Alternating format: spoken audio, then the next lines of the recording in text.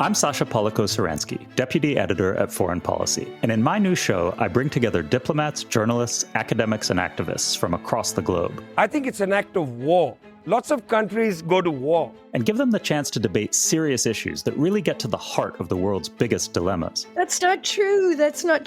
Look, diplomacy has been going on. That's Counterpoint, a new podcast from Foreign Policy in partnership with the Doha Forum. Available now, wherever you get your podcasts. For a 3-point lead late in the campaign for Kamala Harris in a deep red state like Iowa sent off all kinds of shockwaves. They really did. And just 3 days before the election, the poll was released, and the implications were pretty clear that if Harris is ahead by 3 points in a state with a demographic and partisan profile of Iowa, then she's going to be doing very well elsewhere in the upper Midwest, and a clear path to an electoral college victory lies ahead. And a lot of people were thinking along those lines, and it did generate a sense of late campaign momentum for her, even though overall in the polls, Donald Trump had edged ahead narrowly. Mm-hmm. And it was a moment, a stunning moment, frankly, in a presidential election in which a poll had a significant factor, a seriously significant factor in terms of changing expectations almost overnight.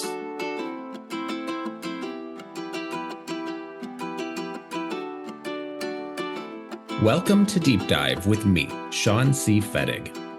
The final polls leading into Election Day this year were promising for Harris voters. While most polls in the days leading up to November 5th showed a tight race within a margin of error, meaning that Kamala Harris or Donald Trump could win, the final Marist PBS-NPR national poll released the day before the election showed Harris up 51% to Trump's 47%, and crucially, outside the margin of error. And more promising, renowned Iowa pollster Ann Selzer released a poll just days before the election showing Harris ahead of Trump by 3 points in deep red Iowa. So you'd be forgiven for feeling like 2016 all over again, as it became clear early on election night that Trump was going to win, and relatively comfortably. Not only did he win the Electoral College, he won the popular vote, and he won Iowa by over 13 points. In the end, though, the final results did track fairly closely with most polls. So while there was some polling error, something else was going on here too. Was it our own subconscious hopes putting a positive spin on what we were seeing? Was the media narrative and interpretation of polls the problem? Remember 2016, virtually every major poll pointed to a decisive win for Hillary Clinton. Media outlets plastered their headlines with her projected 98% chance of victory, shaping not just the campaign narratives, but also public expectations. Then, on election night, as Donald Trump clinched victory, we were all left grappling with more than just the political outcome. We had to confront the fallibility of polling itself.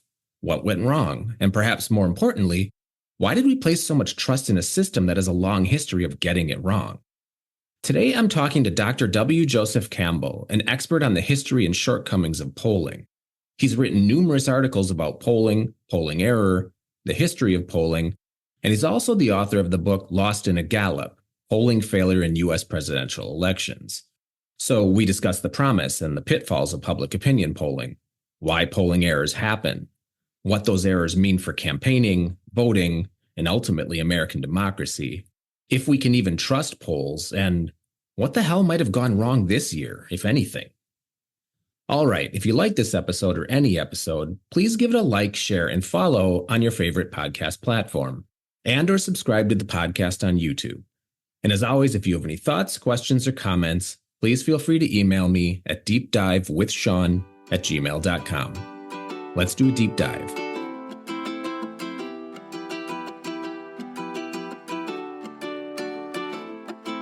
Dr. Campbell, thanks for being here. How are you? Great. My pleasure. Thank you. So I'm not going to lie. After this election, I was pretty angry, well, at a lot of things, but one of them was polls. And I think, we're seeing that the polls weren't necessarily wrong, but there was something about the way the polls were interpreted and packaged and sold during this election that, one, felt like they were their own story and not just helpful information. And then two, I think contradicted each other and sometimes sold a false hope, especially in the last days of the race. If you were a Harris supporter, I remember a particular moment when in the New York Times, or maybe it was the Washington Post online, there was a headline about a poll one day that suggested a Harris win. And then literally right underneath it was a headline for another poll that suggested a Harris loss. And in that moment, I remember thinking that polling it's really just become its own game and feeling really disgusted about it. And part of it's because I'm exhausted with politics. I feel like it's been in our face constantly for like a decade, but also because the news can't help me understand anything about it. And I don't know that the way that they're, interpreting, packaging, and selling polls or providing poll information is particularly helpful. So I actually think, to me, it created a lot more confusion, and then by way of that, exhaustion. So I'm glad to have you here to discuss this, maybe explain it, maybe make me feel a little better about it. The polls certainly were numerous and confusing, and at the same time, they did set a narrative for this election, and consistently for months, even before Kamala Harris became the Democratic Party nominee, the polls were signaling a pretty close race, and that's what turned out. That we got a close race. It was a very modest victory by Donald Trump in the popular vote. Something quite different in the Electoral College, of course, but that's distorted by the outcomes of respective states.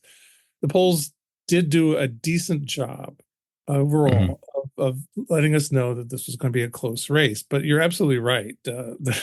They did become their own story, and that is kind of the story of presidential elections in the recent past. The polls do dominate. They do tell us what's likely to happen, whether that's correct or incorrect. And in fact, they're in error more often than they would like to be, I'm sure.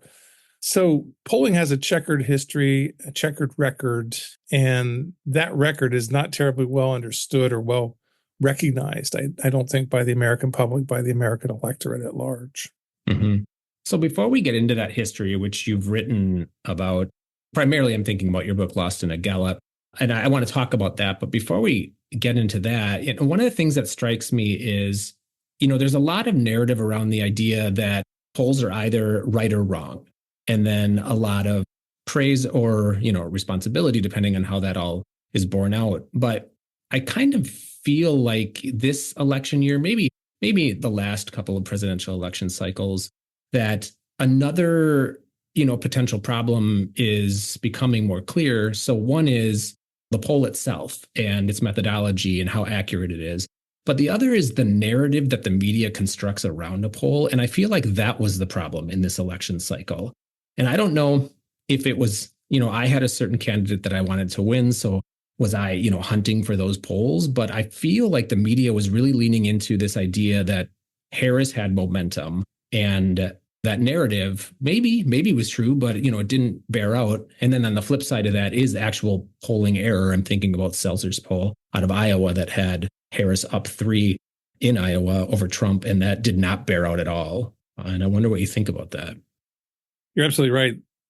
That poll especially suggested a good deal of momentum, perhaps surprising degrees of momentum for Kamala Harris. And the poll was done by the Seltzer and company. And it has a reputation for being one of the best, most accurate polling operations in the country. And Seltzer's based in Iowa and focuses mostly on polling Iowa. But for a 3-point lead late in the campaign for Kamala Harris in a deep red state like Iowa sent off all kinds of shockwaves. They really did. And just 3 days before the election, the poll was released, and the implications were pretty clear that if Harris is ahead by 3 points in a state with a demographic and partisan profile of Iowa, then she's going to be doing very well elsewhere in the upper Midwest, and a clear path to an electoral college victory lies ahead.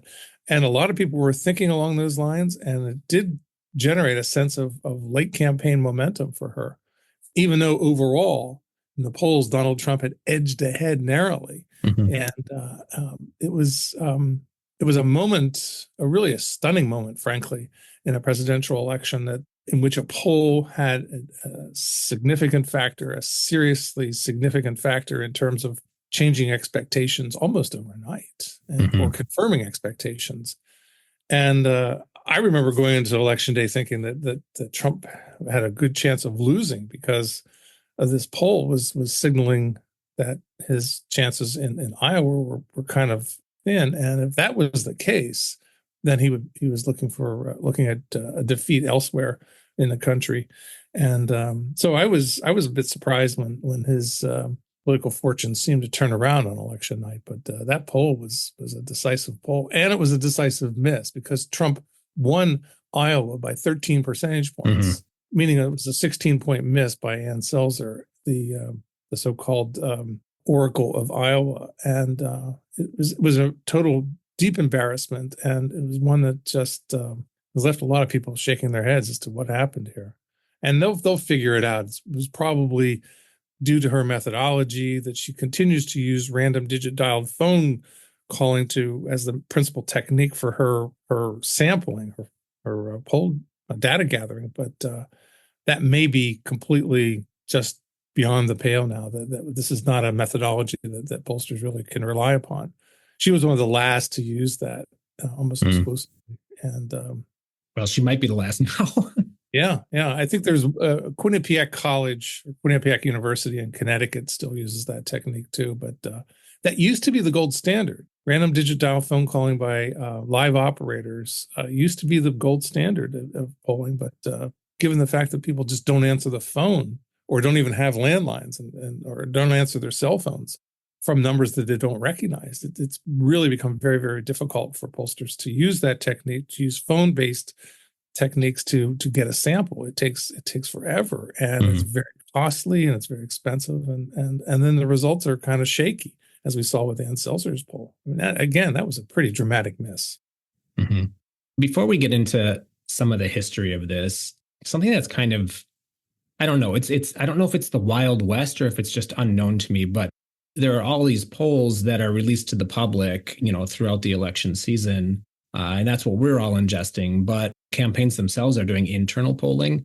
And those are much more, those are held closer to the vest. We rarely know the results of those polls, and we rarely know the methodology. But I've always kind of gotten this sense that internal polls were, and I don't know why I would think this, but that they're somehow more accurate. And the reason I'm mentioning this is because I'm wondering if Selzer's poll not only, sent up flares to the public, but internal to the campaigns as well. Do you think the polls that they get, internal polling, or does that tend to be more accurate, or is it any different than the way polls are conducted that are ultimately consumed by the public? Hard to know. It really is hard to know. One reason is that the internal polls are not often released, and when they are, it's kind of held with some suspicion. Well, why are you releasing this poll, but not all of the polls that you've done? But campaigns do spend a good deal of money on polling. So yeah, you would think that if they have that money to spend, and we're talking tens of thousands of dollars or more, it's likely that those polls are more accurate, are telling them things that we don't get in the public polls that are being released, as you say, in great number. One of the best examples, though, of an internal poll, and this goes back, to 1980, the presidential election of 1980, in which Jimmy Carter was running for re-election against Ronald Reagan. And the internal polls for both campaigns signaled late in the campaign that there was this shift, a pretty dramatic shift of sentiment to Ronald Reagan. And the public polls did not pick this up. The outcome was a real surprise that Reagan won by a near landslide, almost 10 percentage points, in a race that had been expected by the pollsters to be very, very close between Reagan and Carter. But the internal polls of both candidates seemed to pick up this shift, late campaign shift that the public polls didn't pick up on. So that is one example, but it's a very small universe of one that I can cite in which an internal polls seem to be far superior to the public polls. And that was a real surprise for pollsters because they were not expecting a near landslide by Ronald Reagan. I thought it was going to be a very close race. And that Jimmy Carter had a chance of winning. So we've talked about the polls this year, and we specifically focused on the misfire from Selzer and the polling out of Iowa. But, as you've written about, that's not the first time that there have been polling misfires in our American political history, and maybe perhaps not even the worst. So, given that you've written about this, could you maybe describe some of the most significant polling misfires? And then I guess maybe in doing so, could you help me understand why polling error matters or the impact that it has? It matters because polling is a way in which we address, I think, an innate human urge to want to know what's lying ahead, what's going to happen. And polls in their own way, and it's not a very effective way always. They're fragile, they're prone to error, they have a checkered record, but nonetheless, there's nothing else that we have really that would take the place of polls in terms of giving us a sense of what's going to happen. In this case, in the most important single election in the country, the presidential election. So, with that as kind of the backdrop, we've seen efforts over the years in which pollsters have tried to get a sense of what's going to happen, and they've failed miserably. And the most dramatic example, the single most dramatic example of that, was in the 1948 presidential election, when Harry S. Truman was the president. He was running for re-election. He had become president on the death of Franklin Roosevelt in 1945. And his administration, his first years in office, were pretty much a failure. I mean, he oversaw the end of the Second World War, but his policies had the effect of dividing the Democratic Party, splitting the party in three different ways. There were the Dixiecrats in the South, the segregationists. There was the Progressive Party that split off mostly from the Northeast. And then there was the mainstream Democrats of Harry Truman. So it looked like, with a three-way split in the party, that he had no chance of winning. Plus, he was running against a pretty strong candidate, Republican candidate by the name of Thomas E. Dewey, who at the time was governor of New York State. And all the polls were signaling that this was going to be an easy victory for Tom Dewey, that the Democrats would finally lose power after holding it since 1932. And Harry Truman ran a very vigorous, effective campaign, crisscrossing the country by train, giving them hell. I mean, that was his slogan, give them hell, Harry. And he pulled out a stunning victory in an election that nobody gave him any chance of winning. Truman himself thought he would win with 300 and some electoral college votes, but almost no one else said that there was a chance for Harry Truman to win. Mm-hmm. And the shock was so profound in the country afterwards. It was like, wow, what had happened here?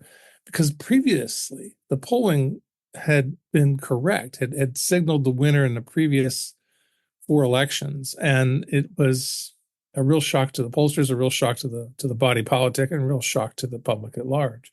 I don't think there's been a shock like that, a polling surprise quite like the Dewey defeats Truman election ever since 1948. And it's called the Dewey defeats Truman election because of the famous photograph taken a couple of days after the election of Harry Truman holding up a front page of the Chicago Tribune that had a banner headline saying Dewey defeats Truman. And Truman's holding up the front page and smiling radiantly, and he said, "This is one for the books." And he's right. It's the most dramatic polling failure in U.S. presidential history.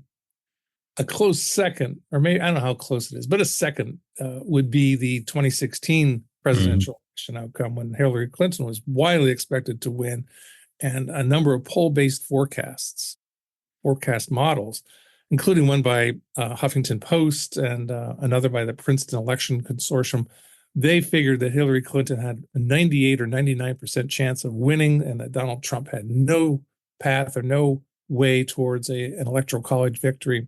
And the overwhelming expectation was that Hillary Clinton was going to win this election, maybe not by an overwhelming majority, but still clear enough.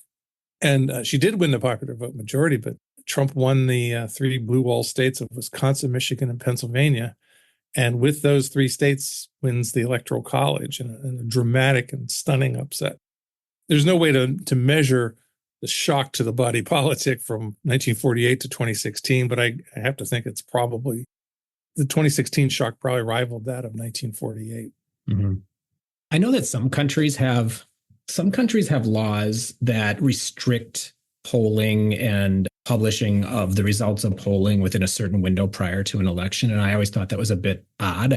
I've been thinking a lot lately about the 2016 election. I think about the 2022 midterm election, the results there, the results in this presidential election this year, and the impact that's had, the polling has had on me. And I can kind of see how consistent either polling error or error in narratives around polling can create a real problem for, I guess I'm just going to say democracy, because I'm thinking about progressives or folks that support folks like Hillary Clinton or Kamala Harris could be over time lose a certain amount of trust in polling, and it depresses their desire to even vote. But then on the flip side, I think the same kind of effect could happen to conservatives if they're consistently being told that their candidate is going to lose or is losing and then doesn't. I could see how that would feed a conspiracy theory type of narrative as well. And I wonder if you've ever given any thought, I suppose, to what we could do related to polling and its role in elections that would, I suppose, bolster democracy rather than undermine it.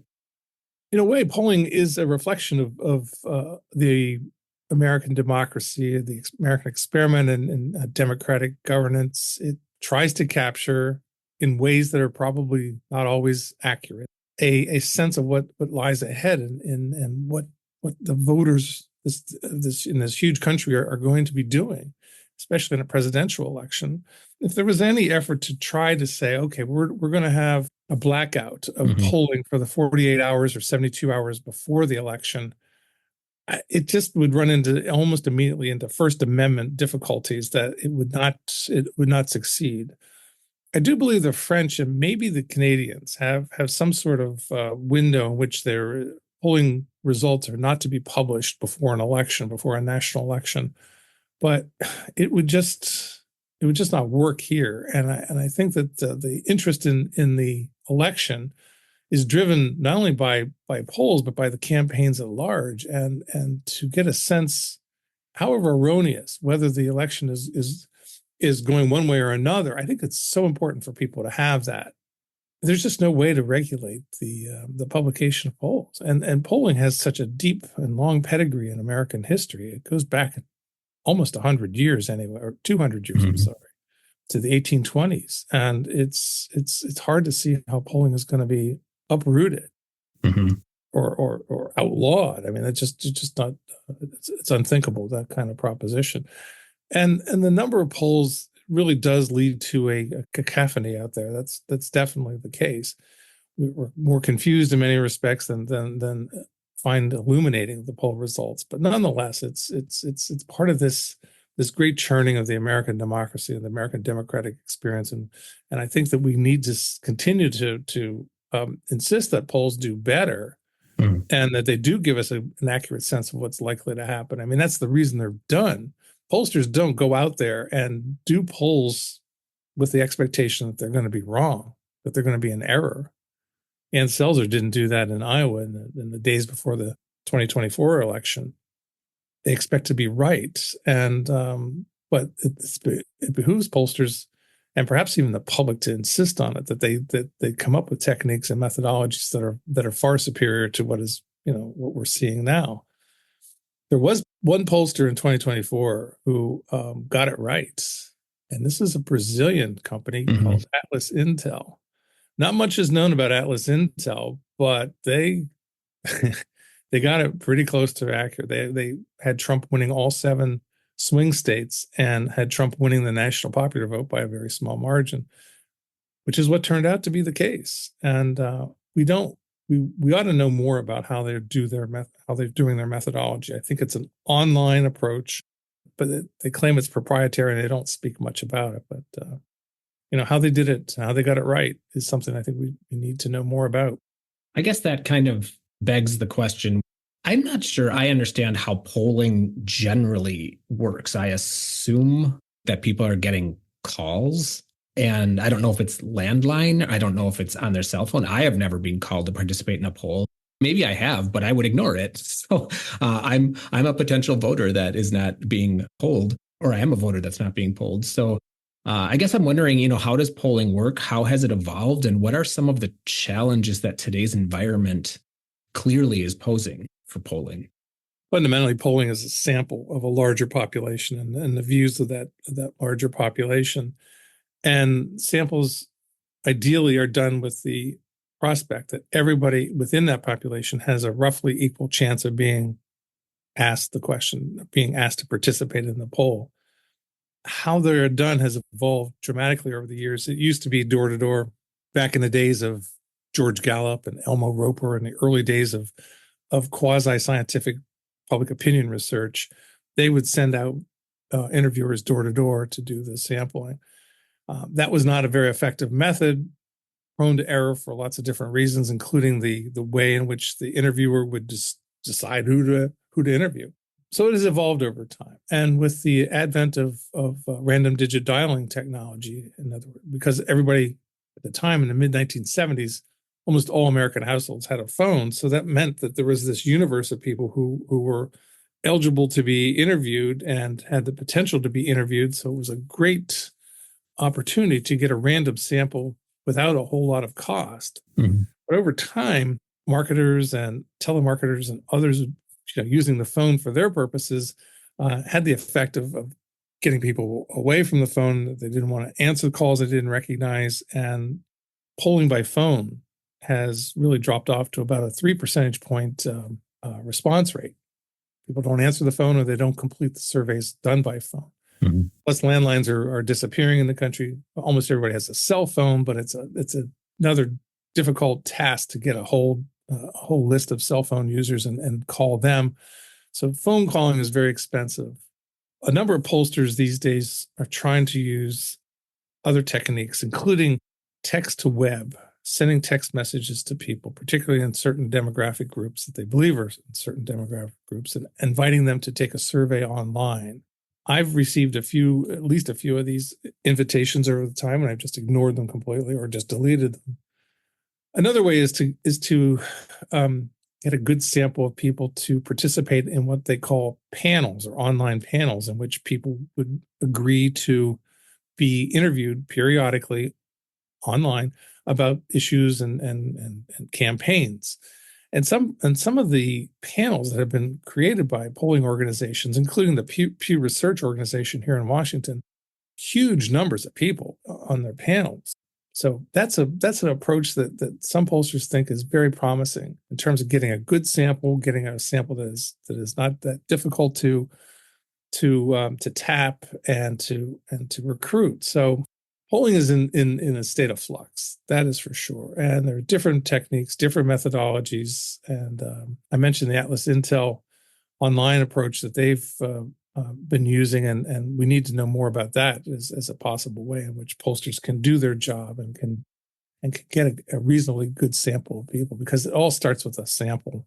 If your sample is bad, if it's distorted, if you don't have the sort of a mix of people that reflects the demographics that they're trying to match, then you have to weight the sample. In other words, statistically adjust the sample, and then that brings in all sorts of possible error. Polling has lots of points where error can creep in, and it's in some respects kind of surprising that polls don't go off the rails more often than they do.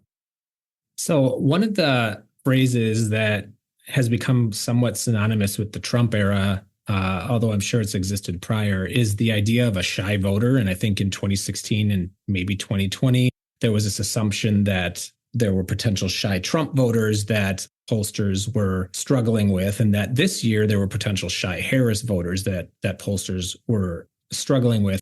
Could you explain what the shy voter phenomenon is, and if you've ever given any thought to how pollsters could effectively confront the challenge it poses? It's not real clear whether the shy voter phenomenon is all that extensive. It was, you're right, mentioned frequently in the aftermath of the 2016 election, Trump's surprise victory in 2016, that many of his supporters were disinclined for whatever reasons, social desirability reasons, maybe other reasons, from making clear, telling a stranger for whom they were going to vote. Pollsters and polling organizations have looked into that and really have not found a lot of compelling evidence for the shy Trump phenomenon, that this would be something that would be so extensive and so pervasive as to help explain the outcome of that election. There may be some of that. There may be some people who are reluctant to tell people who they're going to vote for, but it doesn't seem to have been a widespread phenomenon that would have affected the outcome of an election. Now, there is, on the other hand, some indirect evidence that suggests pollsters are having a very difficult time of tapping the extent and breadth of Trump supporters in Trump's presidential elections. And that was the case in 2016. It was certainly the case in 2020. And to a lesser extent, it was the case in 2024, that they underestimated Trump's support. They understated just how many voters were going to go for him.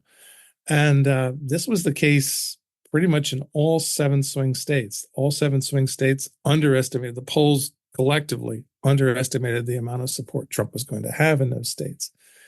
So the problem persists for pollsters, that they're not able to get into and interview the full extent of Trump's supporters. Whether that's related to a shy Trump phenomenon or not, could be, but there just doesn't seem to be a lot of compelling evidence that says, yeah, that's a real problem. Mm-hmm. There is some evidence that Ronald Reagan also was the beneficiary or whatever, was affected by a shy voter phenomenon, that in his races for governor in California, and then later his 2 presidential campaigns, tended to understate his support. Now, the last presidential campaign that Reagan ran was 1984, and that was a landslide. Everybody knew it was going to be a landslide. But the polls estimating Reagan's support in 1984 for his second term were all over the lot, from like 10 percentage points to 25 percentage points. Mm-hmm. So pollsters really had a difficult time even then kind of getting a sense of Reagan's support. Whether that's a reflection of a shy Reagan voter phenomenon or not, or whether it's an artifact of polling failure and polling difficulty, it can be debated. I think it tends to be the latter. I think it's more of the methodologies that pollsters were using back then in 1984 than any extensive shy Reagan voter. But still, this is a phenomenon that it seems like it should exist if it doesn't exist. I mean, it just sort of makes sense on its face. It says, oh, okay, yeah, but there are people who are just not going to tell pollsters who they're going to vote for because they're, for whatever reason.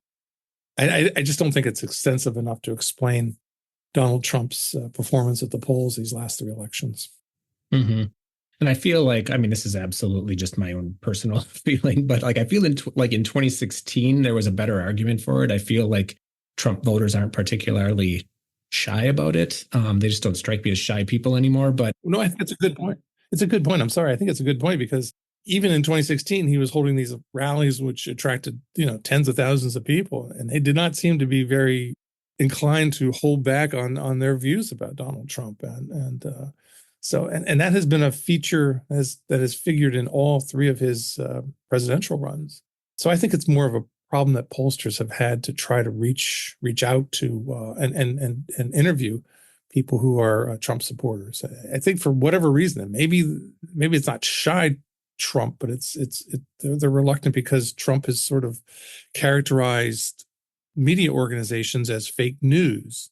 Mm. And many of the polls, more prominent polls being conducted these days, are done by or for media organizations. New York Times, CNN, Washington Post, Los Angeles Times, NBC News, ABC News. These are all media organizations that are also big time into polling. And it's possible that Trump voters saying, yeah, right, I'm going to participate in a poll done by ABC News. No, I'm not. I don't have to do this, and it's just not worth my time. I don't believe in what these guys are doing. Mm-hmm. So that's not an unlikely response, it seems to me, by Trump supporters. Why bother? And the New York Times senior political analyst, his name is Nate Cohn, he wrote a column shortly before the election in which he was reporting how white Democratic voters, I think they were getting them far more readily than white Republican voters. And he said that might signal that we're going to be underestimating Trump's support again. And that's what happened. Trump's support was underestimated again in the 2024 election. Not necessarily by the margins or to the degree which it was underestimated in 2016 or 2020, but still pretty clearly underestimated again in 2024. Mm-hmm. I think it's more of a polling problem than a response problem.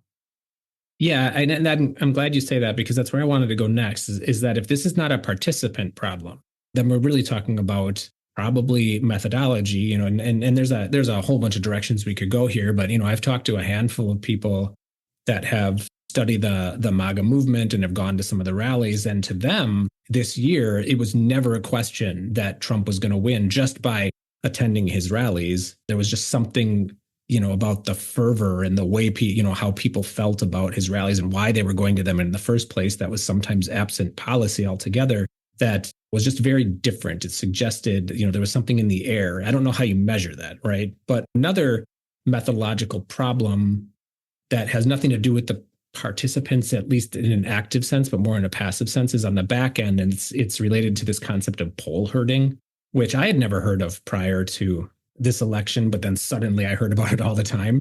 And I'm not quite sure I fully understand it. I think it has something to do with pollsters not wanting to be an outlier.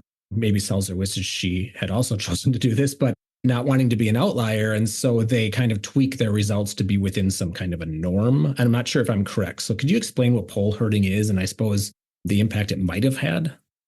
You're pretty close. It is the suspected movement of polls by pollsters to get close to some sort of consensus. If this is more suspected than confirmed, though, poll herding among pollsters, but it's done for reputational reasons, to protect one's reputation. If you're an outlier, like Ann Selzer was this time, it's very difficult to explain that away. And if your poll comes out way wrong, it does damage the reputation potentially. So to avoid that, herding happens supposedly to among pollsters because they're copying off each other in a way. It's like a grade school kid in a math class, copying the arithmetic problems. And I'm not trying to trivialize it, but it is a difficult concept really to wrap one's mind around, because it presumes that pollsters are sort of in cahoots, but there's really never been any clear evidence that is indeed the case. And there's a lot of low-level rivalry among pollsters. They're not out all the time saying, I want to beat the YouGov poll this time, or I'm really eager to outshine Ipsos polling. I mean, there's not a whole lot of that overt rivalry among pollsters, but it exists. It exists, and privately they talk about polls that are way off or not looking strong, and they do so kind of negatively. But whether they surmount this innate rivalry that exists among pollsters and go about herding, I don't know. It's more, as I say, more suspected than proven. Nate Silver made a big deal about this. He's the data guru and polling analyst who is widely followed and has a pretty good reputation. But he was mentioning this quite openly during the latter part of the 2024 campaign. But he didn't have any evidence. He didn't have any real compelling evidence that this pollster is doing this, and here's the evidence. He was relying on appearances, and that it's unlikely, he was saying, that the polls would all sort of hew to the same kind of outcome unless they were herding. So, but I think if you're going to make that kind of accusation, you're going to have to make it a little more strenuously with evidence, it seems to me. Again, it's one of those phenomena that's not unthinkable. It's not implausible on its face. It could happen. It could happen. And for reputational reasons. And the polling industry has taken some battering to its reputation overall. The 2020 election collectively was the worst in 40 years. And the pollsters were very, very inclined to want to avoid that kind of scenario again this year. They have to an extent, but still they underestimated Trump's support. And that's another black eye for the polling industry. Now, whether this is going to be a real lasting, lingering damage to the reputation overall, it remains to be seen. I kind of doubt it, but still, it underscores just how tough it is, what a difficult profession this is, the election polling. Mm-hmm. So we've talked about the potential that the polls themselves have been inaccurate or incorrect. But as we're getting a final tally on the popular vote, I suspect what we're going to hear more and more, especially from the agencies reporting these poll results, is that the result actually was in the margin of error for pretty much most, if not almost all polls, as they predicted. So setting that aside, there's the narrative that the media kind of puts, or the spin they put on the poll that they're releasing or producing for the public. And that to me felt like, and this could be just the media that I consume, admittedly, I could be in my own bubble here, but it felt like there was very much Harris momentum. Harris is doing very well. Harris looks like, she was pretty much leading in the blue wall states, I suppose even in Pennsylvania, but leading in most polls in Michigan and Wisconsin up until the day of the election. And so I don't want to ask you a leading question, but I do wonder if the media might be part of the problem here. It's not as sexy, I suppose, for the news to spend or the media to spend a certain amount of airtime explaining how polls work and what the margin of error means. But to say, Harris has got momentum, or it looks like she's going to pull out these 3 states, is very different than saying we are showing Harris up 1 within a margin of error. And I'm just wondering if they're doing a poor job of explaining that to us, or if I just am hearing what I want to hear. Pollsters have long complained, and I'm talking about non-media pollsters, going back to the days of George Gallup and Elmo Roper and Archibald Crossley. These are some of the founding figures of election polling or issues polling in general. They, especially Gallup, often complained that the public didn't understand about how polling was done. The public was in the dark, and pollsters needed to do a better job of explaining how this works. And that is a criticism that has continued to be aired over the years, over the decades. And pollsters, you still hear people say, well, we have to explain better. We have to do a better job of letting people know how we go about our job and how we go about our work. And I don't know, it seems like there is something to that. But at the same time, news organizations do, as you suggest, put their own spin interpretation on it. And one of the easiest elements to inject when you're discussing and reporting on polls is the momentum. Which way does it seem to be going? Is Harris gaining points, or is Trump moving ahead? And that sort of conjures the notion of a horse race, which people have criticized for a long time. But that's what it is. I mean, that's what an election is. Elections are about who wins and who loses, and elections do matter. And so that's really the most fundamental aspect of a campaign: who's going to win, who's going to lose. And if the polls tell us that, and tell us that accurately in advance, that by nature is news. That is newsworthy.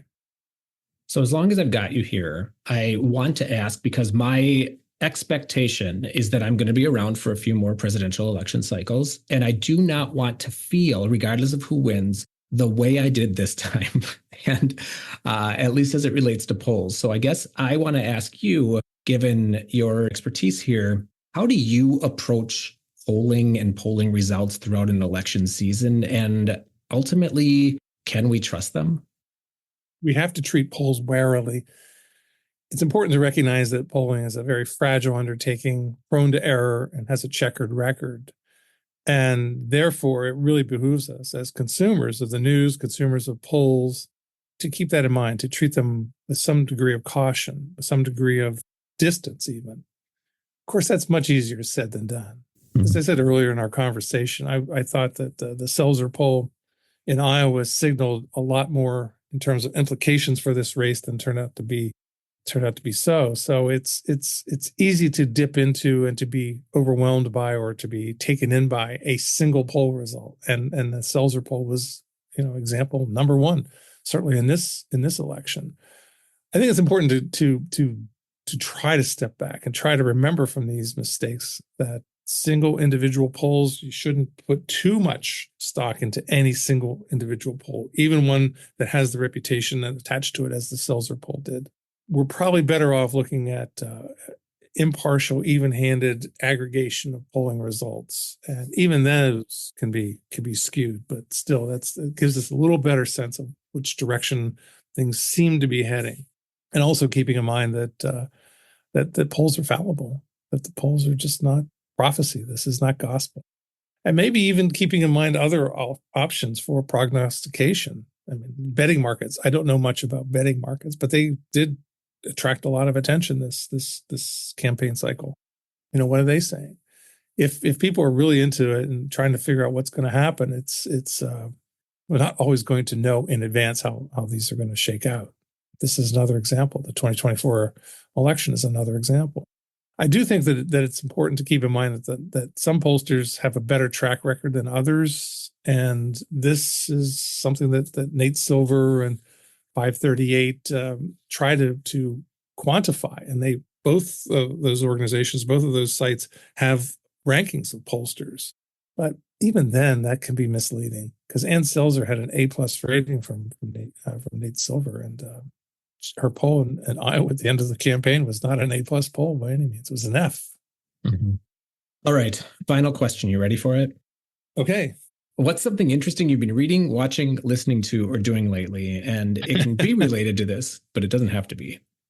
It's kind of a not terribly thrilling answer, but I've been recovering from knee replacement surgery over the last month, and it's going pretty well. But it certainly is it's major surgery, and it does take some time to bounce back from it. It doesn't sound terribly sexy, does it? But it's what's been preoccupying my time, as well as writing about polling and predictions and presidential elections. And that's been something I've been trying to do too, to be part of the conversation to the extent that I can about this election and the polling thereof. So it's been fun in that regard, because there are outlets that I've been writing for that. The Conversation, The Hill, Fortune magazine, they've been very welcoming to my writing. So, and a lot of it spins off from the book too. A second or an expanded edition of which came out early this year, and from the University of California Press. Another book is in the works somewhere, someday, sometime. Well, strike while the iron's hot. I'll put a link to some of those articles in the show notes. I've read some of them, so you've been very busy. I do want to circle back to the knee, though. How quickly do they get you up on your feet? You were doing PT the next day, physical therapy the next day.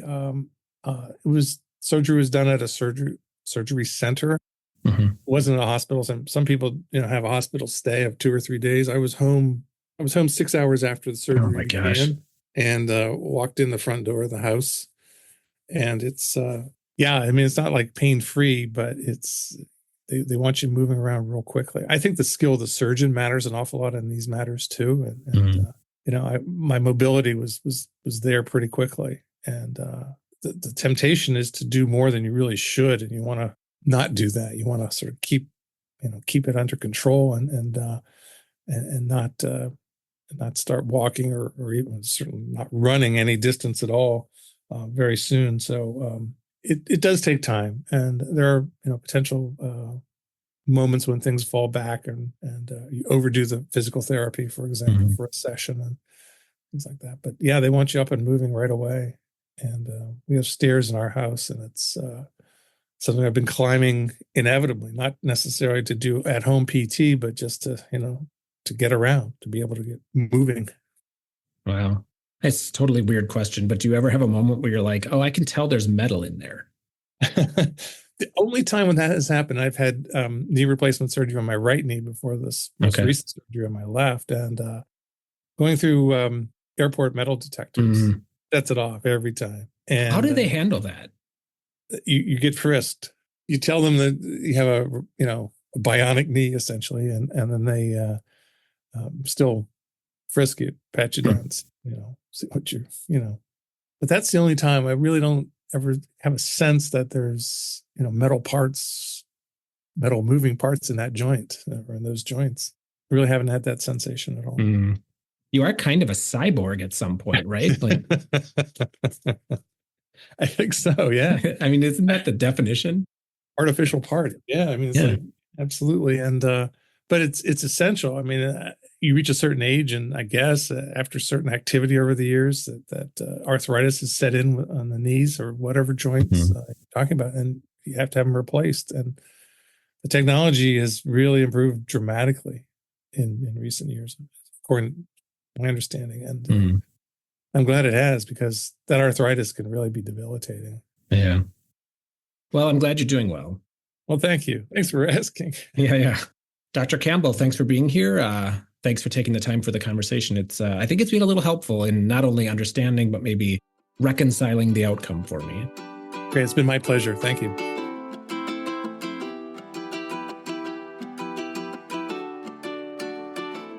It's clear that the story of polling is complex and it's layered. It influences campaigns. It influences how voters think about candidates and races, and even how they vote. Polls are not just tools for predicting outcomes. They're instruments that influence how campaigns are run, how the media frames narratives, and how voters perceive their own power in the democratic process. So that means that polling has implications for our democracy. When polls go wrong, as history has shown us time and again, the consequences are felt far beyond inaccurate headlines. They can distort public trust, skew political strategy, and even alter the very course of elections. But as Dr. Campbell said, polls aren't going anywhere. So we're the ones that are required to hold pollsters to a high standard, while also approaching polling with a critical eye and a healthy dose of skepticism. Because I don't want to feel the way I did in 2016 and 2024, again in 2028 and 2032. You get the picture. All right, check back next week for another episode of Deep Dive. Chat soon, folks.